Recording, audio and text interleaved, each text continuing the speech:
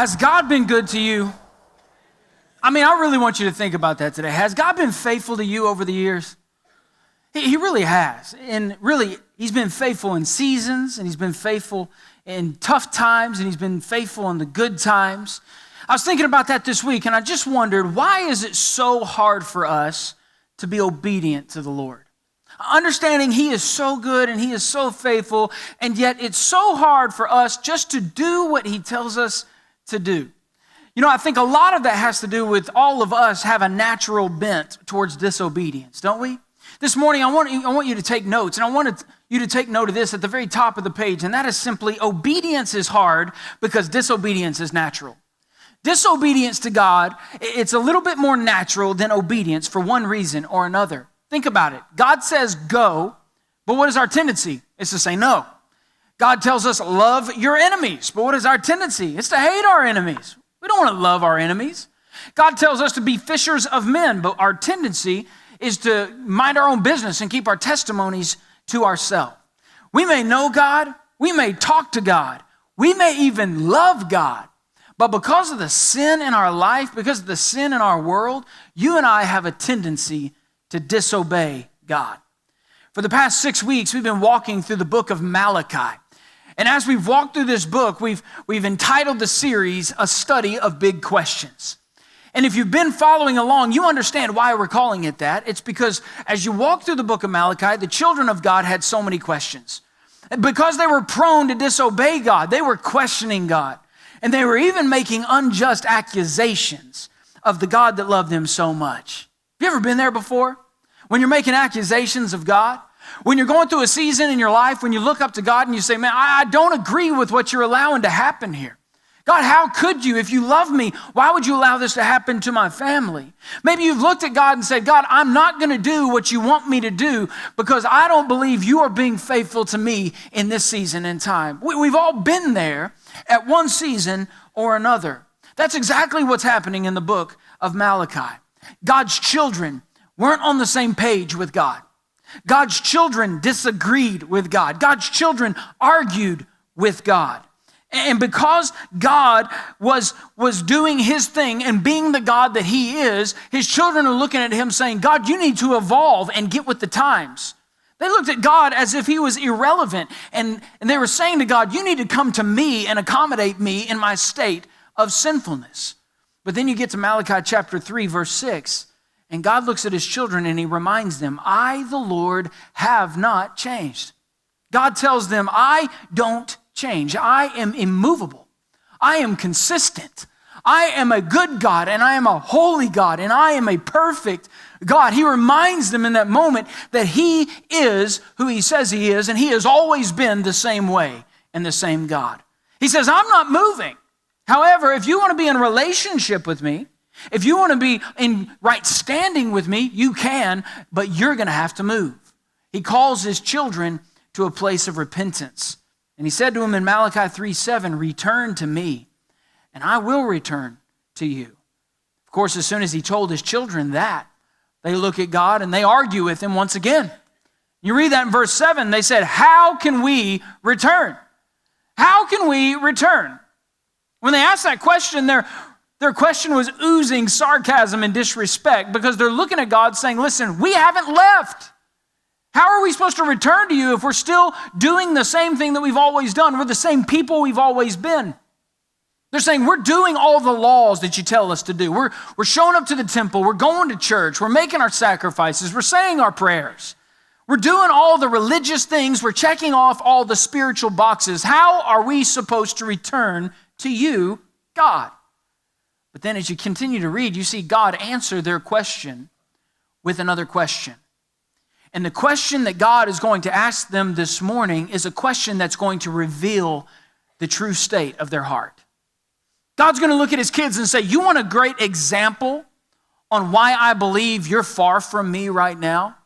Do you want to get down to the details and understand why I'm questioning your full devotion to me? He said, okay, I'll tell you why I question your devotion. I'll tell you why we're having this conversation. Let me point to this example. And then he points to their wallet. And he said, let's talk about your money real quick. You want to know where your heart really stands? The way you spend your money tells me loud and clear. In verse 8, he said, will a man rob God? Yet you are robbing me. How do we rob you, you ask? By not making the payments of the 10th and the contributions. Now, I know you hear me read those verses and you're thinking this thought. You're thinking, oh no, why do we have to talk about money? Well, let me answer that question. It's really a twofold answer. Number one reason we're talking about money is because when you're preaching through a book of the Bible, you don't get to pick what they write next, all right? And so we're working through the whole book, and that just happens to be what happens next. But the second reason we're talking about money is because Jesus talked a lot about money. Maybe you don't understand how much Jesus actually did talk about money. Let me tell you real fast. Did you know that 17 out of the 26 parables of Christ had to do with money, with giving, with stewardship, with possessions or investments? 17 out of the 26 parables. In fact, if you look at everything that Jesus said in all four of the Gospels, did you know that 25% out of the words of his mouth had to do with these same things? If you look at the entire Old Testament and the entire New Testament, did you realize that there are over 800 different references when it comes to money and these things? All that tells us is this, that money is major to God. Money is a big deal to God. You say, why is that? Well, I believe it's because of what we read in Matthew 6:21. God says, for where your treasure is, there your heart will be also. So let it be said, God cares about your money because God cares about your heart. It's not because God is broke. God doesn't talk about money all throughout the Bible because God needs your cash in order to operate in the supernatural. God doesn't need your cash. In fact, when you go to Haggai chapter 2, verse 8, it says, the silver and gold belong to me. God says it all belongs to me. He says it again in Psalm 24:1, the earth and everything in it, the world and its inhabitants belong to the Lord. You see, we serve a God who, as Psalm 50 verse 10 says, owns the cattle on 1,000 hills. And can I just say it loud and clear? God not only owns the cattle, God owns the hills. Can somebody say amen? He owns it all. You want to know why God talks so much about money? It's because he knows that your money points to where your heart is. That's why he talks about it. He's not interested necessarily in how much you have. He's interested in your heart. And that's why this conversation is so controversial in the church today. It's because we know that our money points to where our heart is. We ultimately know that. And for many of us, we would have to agree that our hearts aren't in the right place. Our hearts aren't where they're supposed to be. See, the truth is, many believers love their money more than they love God. Now, we wouldn't say that with our mouth. But if you looked at our heart, that would be true. We believe we need our money more than we need God. If you have to choose one or the other, which way you lean it? We believe that we can trust our money more than we can trust God.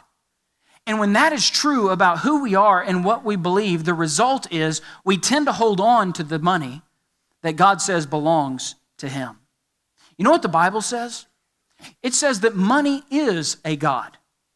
Money is a god that doesn't satisfy and doesn't save. In Ecclesiastes 5:10, Solomon says, the one who loves silver is never satisfied with silver, and whoever loves wealth is never satisfied with income. Money was never meant to be our god.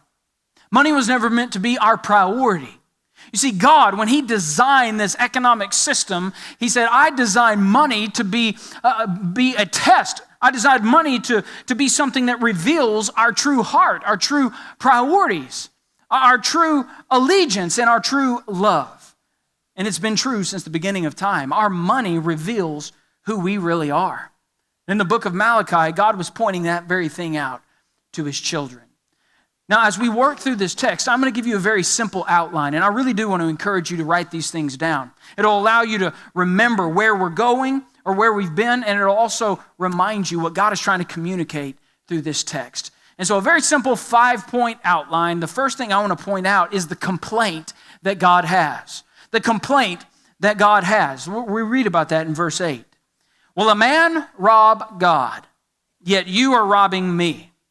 How do we rob you, you ask? By not making the payments of the 10th and the contributions.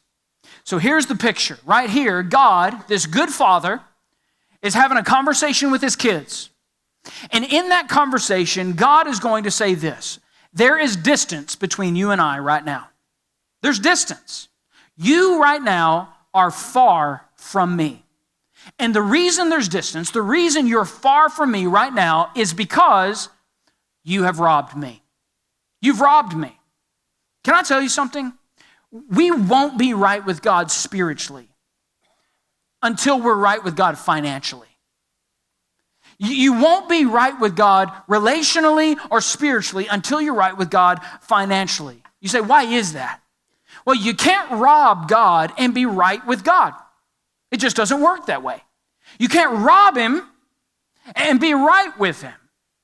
And I know it's kind of a crazy thought, but really it's true in every single relationship we have. If you don't believe me, go to work tomorrow and try it out with your boss. Just try it, see what happens.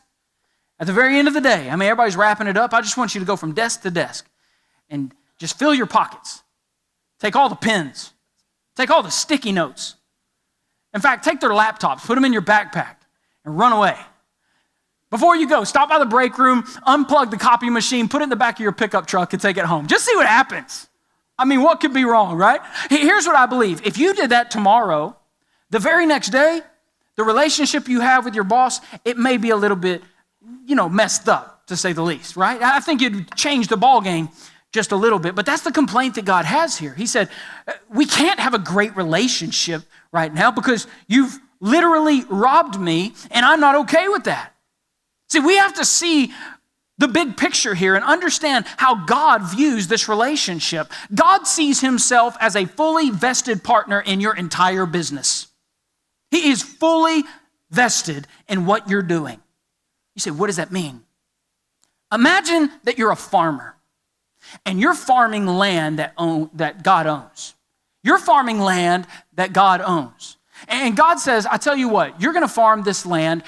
I own the land, and I'm even going to make it rain. I'm not only going to make it rain, here's what I'm going to do. I'm going to give you as a farmer the knowledge you need to farm this land. I'm going to give you the ability to farm it. I'm going to give you the strength to farm it. I'm going to give you the health to farm it. Now, here's the thing. You've got to sow the seed, but I'm going to bring a harvest.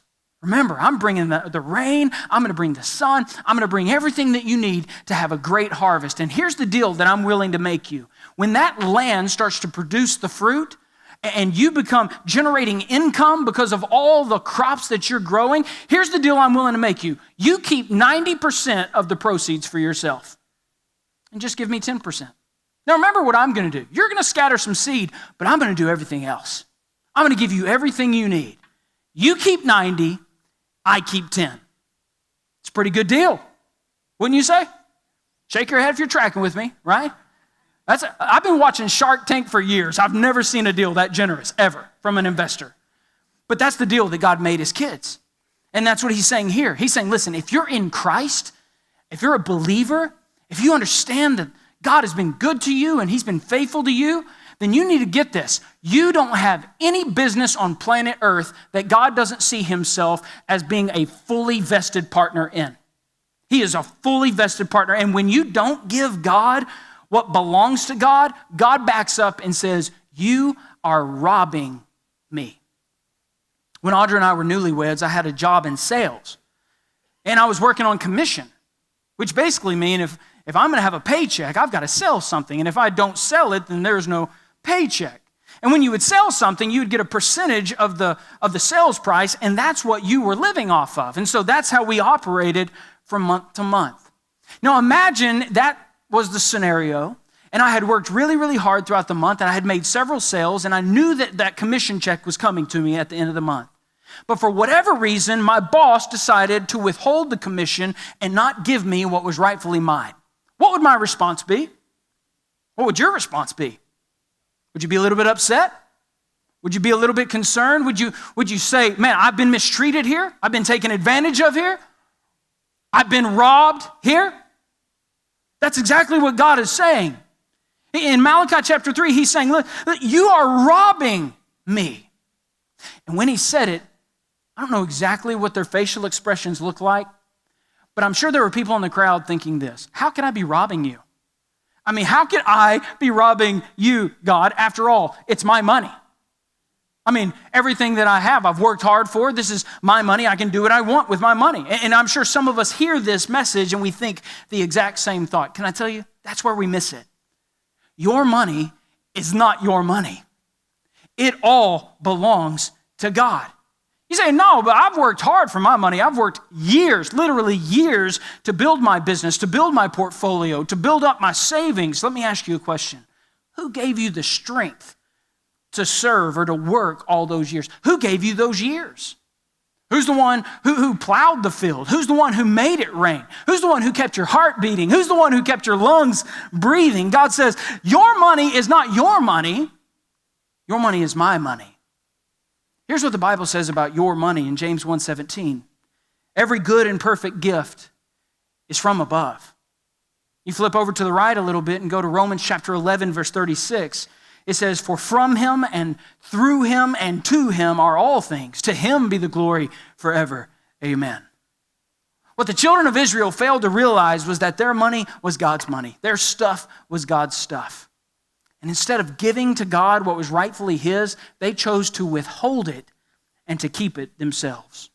And what he says is, when you don't give God what belongs to him, you rob God.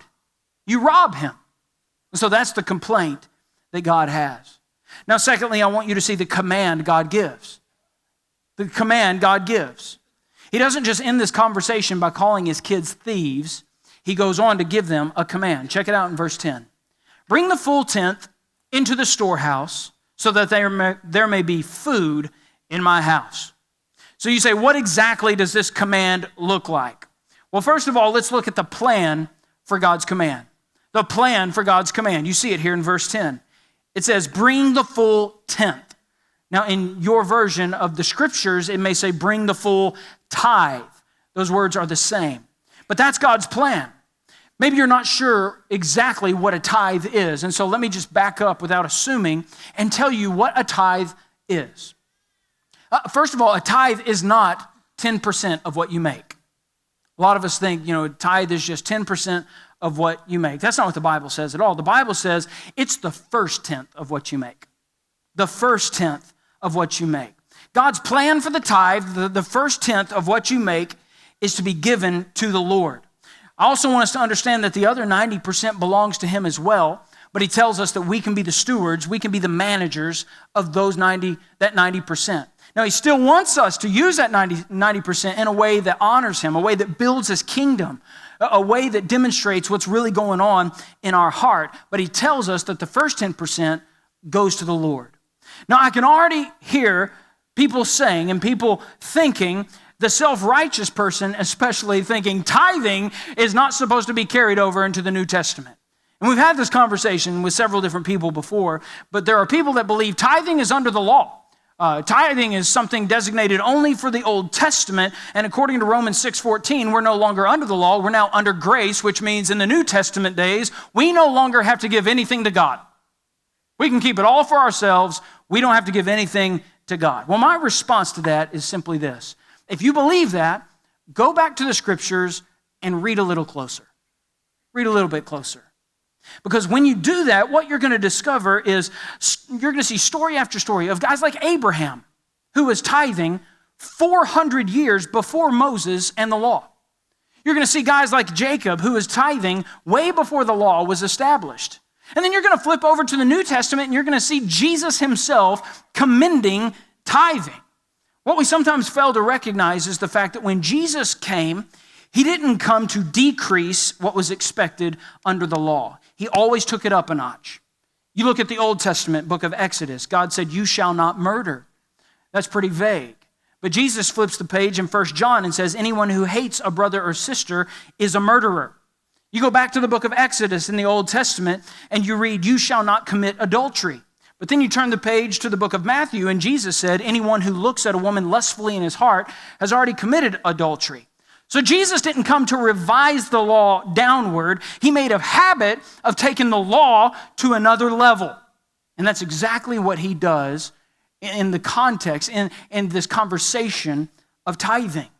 Here's what the timeline looks like. Abraham commenced it. Jacob continued it.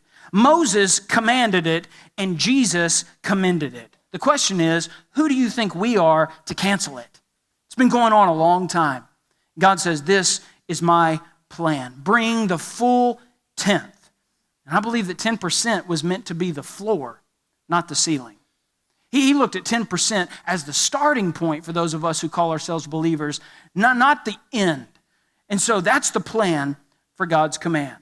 Next, I want you to see the place for God's command, because he gets a little bit specific here in verse 10. He said, bring the full tenth into the storehouse. You see that? Bring the full tenth into the storehouse. Now, what's the storehouse? The storehouse was a special room in the house of God where they would store the tithes and the offerings. It was a special place designated to hold the tithes and the offerings of the people. And so when you look at it, the storehouse was God's house.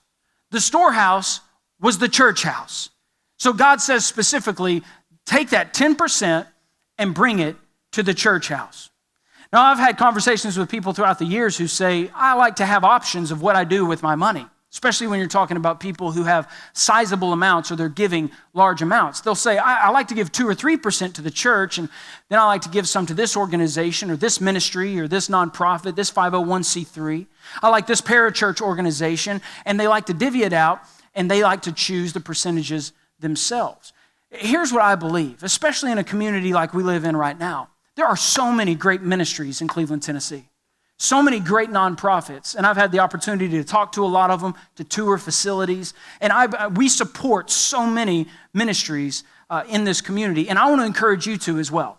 I really want to encourage you, as you think about this, as you think about who you're investing in, to give above and beyond in a way that blesses people and allows ministries that are making a kingdom difference in moving their ministries forward. I wholeheartedly believe that all of us should do that. But when you look at the scriptures, I think it's very clear that says what we give to those ministries ought to be our offering. We ought to give offerings above and beyond what God has told us to do here, because he says very specifically the 10% needs to go to the storehouse. So our first 10% goes to the church house, and then above and beyond, we can be a blessing to ministries that are making a kingdom difference. That's what we do, and that's what I believe that all of us should do as followers of Christ. So we've seen the plan, we've seen the place. Thirdly, I want you to see the purpose of God's command. The purpose. The purpose of tithing is to move the mission of Christ forward through the church. It's to move the mission of Christ forward through his church. Hopefully you don't give just to meet a budget here at First Baptist Cleveland. Hopefully you don't give just because you see a need every once in a while. Hopefully you don't give just because you're passionate about one certain ministry in the church and you want to make sure that that one is taken care of. Hopefully you don't give like that. See, the Bible says we should give because we love God. We should give because we want to obey God. We should give because we want to see the work of God continue through his church. And what he says is when we don't give, we're not only robbing God, I believe that we're robbing ourselves of God's best. I believe we're robbing our church of having the opportunity to be maximized for the kingdom of God right here locally and around the world. I believe we're robbing missionaries around the world. I believe we're robbing our ability to make more disciples and to reach more people. When we don't give, we rob everybody. And let me tell you what makes me a little bit nervous about this. Today, if you took a poll and looked at everyone across the 50 states of America, what you would discover is that people claiming to be Bible-believing Christians, out of all of them, only 27% tithe to their church. 27%. Statistics show that the average giver right now gives only 2.3% of their income to the church. 2.3%.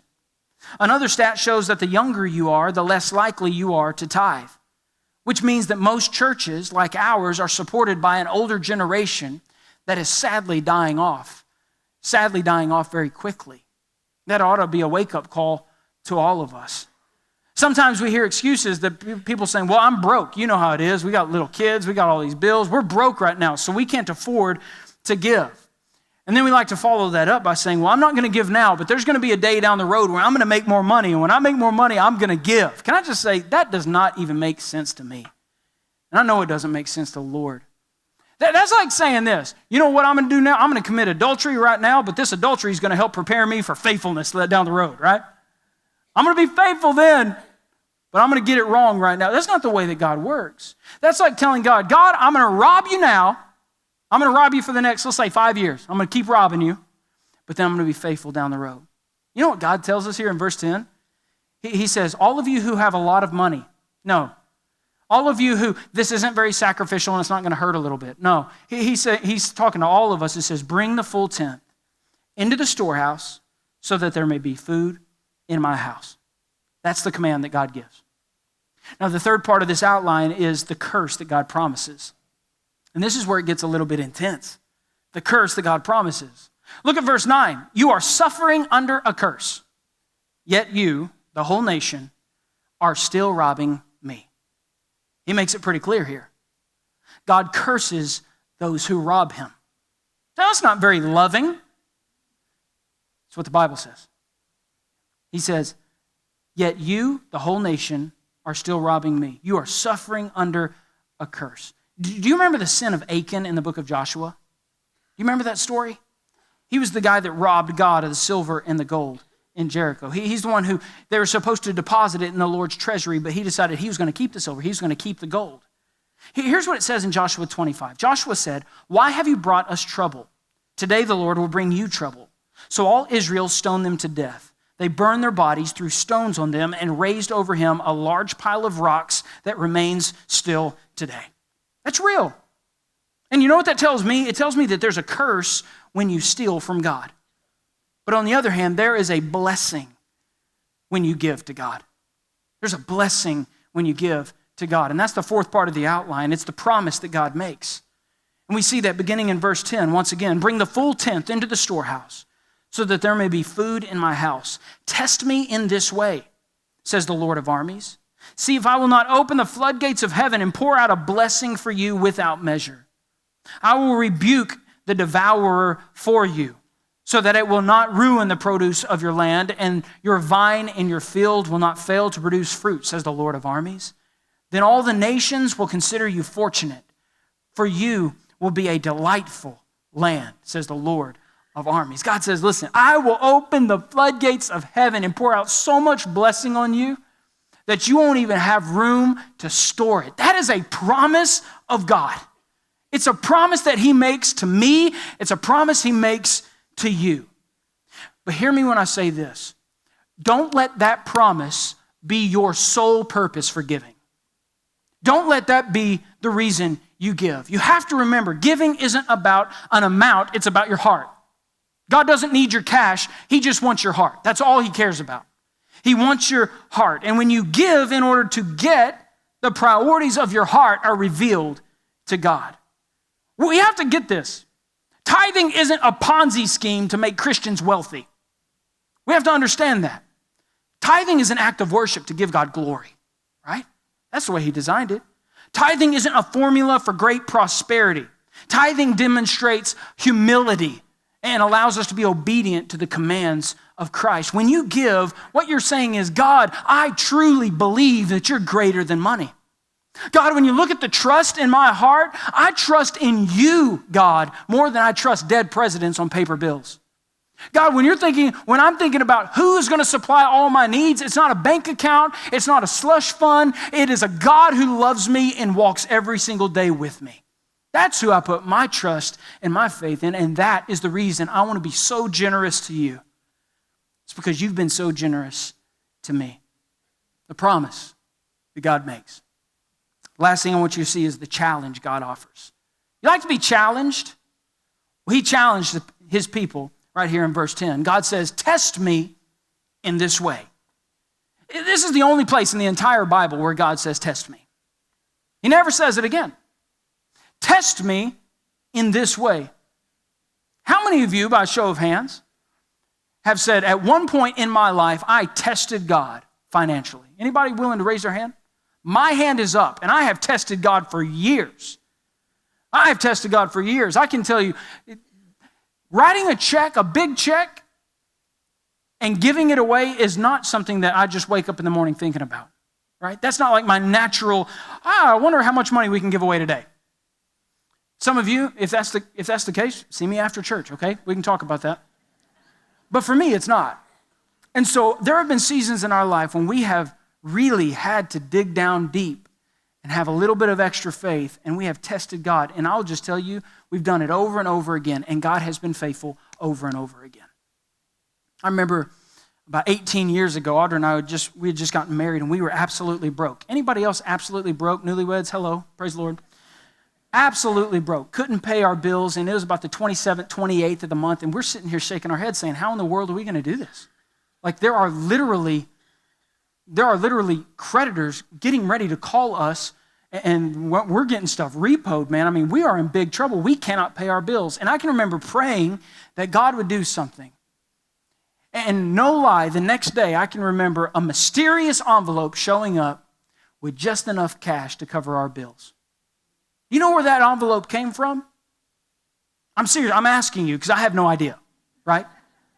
To this day, I still have no idea.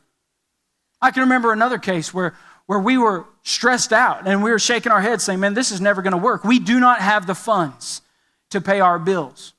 And all of a sudden, the next day, the mail came and we received a rebate check that we had submitted for over a year ago. And that rebate check, it just happened to be the exact amount that we needed to pay our bills for the month. Have you ever experienced that before? I can remember another year where we fully thought that we were going to get a tax bill. We ended up getting a tax refund. That's who God is. That's what God does. He says, test me in this way. And he makes us a promise that he will provide. Who is this God I'm talking about? Can I tell you? He's the God who can make the tires on your car last a little bit longer than the warranty says that they're going to last. It's the same God who kept the sandals on the feet of those Israelites as they're walking through the desert for 40 years. How did that happen? God made it happen. That's the God that we're talking about. He's a God who keeps his promise. And you know what he tells us about giving? In 2 Corinthians chapter 9, verse 6, it says, the person who sows sparingly will reap sparingly, but the person who sows generously will reap generously. Can I ask you, do you believe that today? I mean, in your heart, do you seriously believe what the Bible just said? Because I do. I believe it with my whole heart. I believe that our receiving is connected to our giving. And I also believe if we truly love God with all of our heart, that we will give to God what he says belongs to him. Mark it down. A commitment to Jesus that doesn't reach the wallet is a commitment to Jesus that hasn't reached the heart. Where does that come from? Matthew 6:21. It says, for where your treasure is, there your heart will be also. When we were newlyweds, I've already told you we were absolutely broke, but it was Valentine's Day. And men, we know this, on Valentine's Day, you're expected to pull something out of the hat. You got to pull off some kind of a trick where you appear to be very, very romantic and very giving and all of that stuff. And so on this particular Valentine's Day, I'm thinking, man, we're going to go big. We're going to the most expensive, nicest restaurant in town.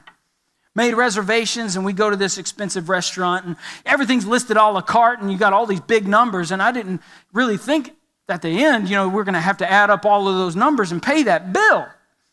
But we ordered the biggest steak, and we ordered the lobster, and we had all the food. The problem is we were broke. We didn't have any money. And so at the end of this thing, which was an incredible experience, by the way, I'm talking about, you had the absolute best food. You had incredible service. They're waiting on you hand and foot. And the whole time, just enjoying it. You don't even think about the bill, but then at the end, the bill comes. And then you see a massive number that you weren't prepared to see. You didn't do the math when you were ordering, but there that number is. And you're thinking, man, this is going to take a long time to pay this one back. But then underneath that huge number, there's 3 more numbers, and it says suggested gratuity. And these are the 3 suggestions: 18%, 20%, and then you have a 22%. And I can remember looking at that suggested gratuity, and I was thinking, man, I can't even really pay this number, much less this number. But I'm going to have to pony up here and figure something out. But then I had my couponer person, in my brain, my couponer brain started working. How can I save a little bit of money? And I went back to what I'd always been told, and that is servers get 15%. Not the suggested gratuity stuff. Servers get 15%. And so I broke out the calculator, started doing the math, and I tipped the waitress 15% to the penny. 15%, which was still a massive, massive number. And then I totaled it out, almost fainted. And then I signed the bill and I gave it to her. Well, at that point, we put our jackets on, we stood up, we walked out into the parking lot. And just as I'm about to open up Audra's door to let her in the car, I felt like somebody was creeping up on me. Like somebody's about to rob me or something. So I tensed up. I turned around and it wasn't somebody that was robbing me, it was the server. I thought, oh, I must have left my wallet. I must have left my credit card. And I turned around and I asked her, I said, oh, is there a problem? Can I help you with something? And she looks at me, and I'm telling you the truth. Listen, she looks at me and she said, what did I do wrong? I said, you didn't do anything wrong. What do you mean? She said, I must have done something wrong. What did I do wrong? I said, ma'am, you didn't do anything wrong. That was the best meal we've had in a long time. In fact, that was the best service I've ever had in my entire life. She said, I must have done something wrong. You didn't. Then why did you give me that tip? What do you mean? I did give you a tip, right? I did fill it out correctly. She said, absolutely. You gave me 15%. And I want to know what I did wrong and why you gave me 15%. I'm sitting there racking my brain. I'm like, why are we having this conversation right now? I said, you didn't do anything wrong. I don't know why I gave you 15%, but what's the real problem here? And this is what she said. I gave you better than 15%. And you and I both know it. I gave you better than 15%. In fact, I knew that this was Valentine's Day. I knew that this was a special day for you. And so I went above and beyond, and I gave you my very best. And so why did you give me 15%? In that moment, I felt about 2 inches tall. In that moment, it was one of the most embarrassing moments in my entire life. I mean, it's one of the most humbling moments in my entire life. And so in that moment, I pull out my wallet, I take out another $20 bill, I hand it to the lady, I apologize for being so cheap. And then I open the door and let Audra in the car, and we were like, did that really just happen? Totally unprofessional on her part, I will say that. But on my part, what she was saying to me, it really did hit home. Pretty embarrassing moment. But as I was thinking through that story this week, I thought, there's only one thing that would be even worse than that. And I'm not talking about a server chasing me down in a parking lot, asking me that question. Imagine if God had to chase me down and ask me that very same question on Sunday morning. Imagine if he had to ask me that question. Jordan, why did you give me that? Why didn't you give me anything? After all I've done for you, after all I've given for you, Jordan, I gave you my very best. And yet you robbed me. He didn't even ask for 15%. Think about that. The server, what did she? She gave me her service. God himself, he gave me his son. And he said, this is what I'm asking for you. Will you be obedient to me? Or will you be disobedient to me? That's the message of Malachi chapter 3. As a good father looks at his kids and he reminds them, I have been so faithful to you. I have given you above and beyond. I have given you my very best. And now you get to decide, are you going to be faithful to me?